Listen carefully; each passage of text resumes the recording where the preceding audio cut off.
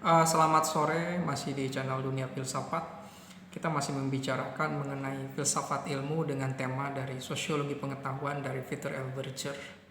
Jadi memahami tentang tindakan seseorang di dalam masyarakat, tindakan seorang agensi di dalam suatu struktur, agent menciptakan struktur atau struktur menciptakan agent, manusia yang menciptakan masyarakat atau masyarakat yang menciptakan satu sosok manusia.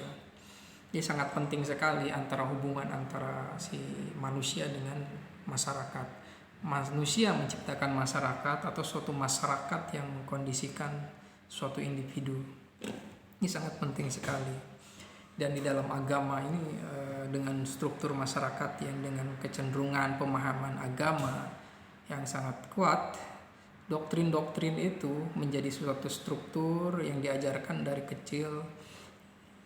Seseorang sejak kecil diajarkan suatu doktrin, itu menjadi melembaga, itu menjadi suatu kesadaran. Dan doktrin itu tentu saja adalah menciptakan suatu fantasi-fantasi.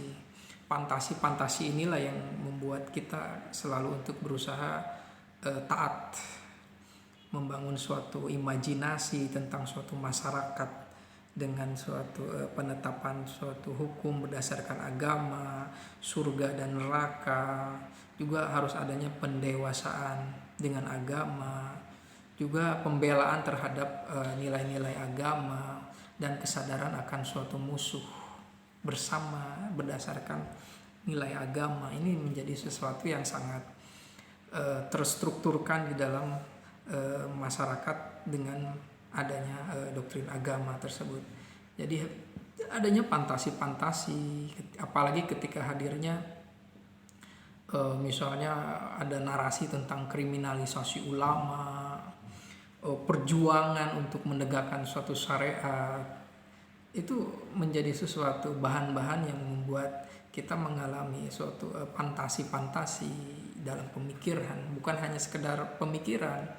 Karena yang namanya pemikiran itu harus bisa merasionalisasi, punya suatu kritik, punya itu metode pemaham, menimbang mana yang lebih benar dan mana yang lebih salah. Tapi ini sesuatu proses berpikir.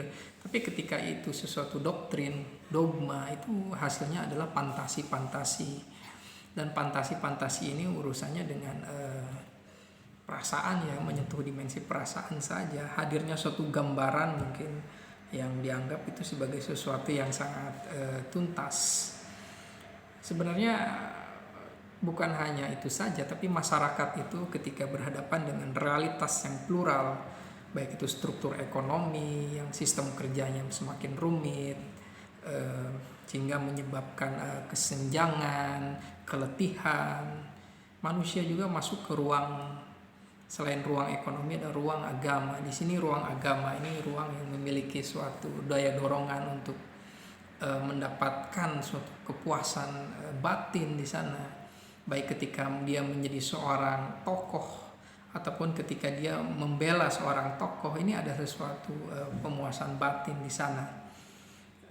Ada ruang agama ini menjadi sesuatu ruang yang penting juga di dalam eksistensi manusia di dalam masyarakat, gitu ya.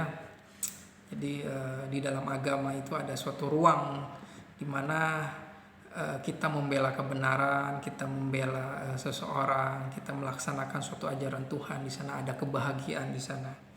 Itu sebenarnya ada sebagai sesuatu yang bersifat metafisik juga, dan ada fantasi-fantasi yang membuat kita mungkin sedikit kemabukan, ya, mengalami suatu kemabukan secara pemikiran. Itu bukan faktor halusinasi. Ada semacam fantasi-fantasi yang membuat kita ingin membuat suatu gerakan perjuangan, membela, walaupun kita kadang alpa untuk menggunakan akal sehat, akal yang lebih kritis di dalam menyikapi suatu persoalan. Apakah pemerintah itu mengkriminalisasi ulama, apakah agama dan negara itu saling bertentangan, pemerintahan itu tidak bisa mengadopsi ajaran Islam itu karena itu sesuatu yang memang dibenarkan atau memang itu persoalan politik saja. dan ini persoalan relasi gitu. Jadi memang faktor agama itu ya, atau struktur agama ini dimainkan juga dalam politik. Politik kan untuk mendapatkan kekuasaan, dan agama dimainkan. Tokoh-tokoh agama yang mungkin bisa menjadi bagian yang bisa dimainkan untuk mendukung suatu aktivitas politik. Ini sangat penting dimainkan juga isu-isu agama. Tujuannya ketika dimainkan di dalam politik, ini akan menjadi sesuatu yang sangat tidak apa ya, kadang banyak emosionalnya gitu, banyak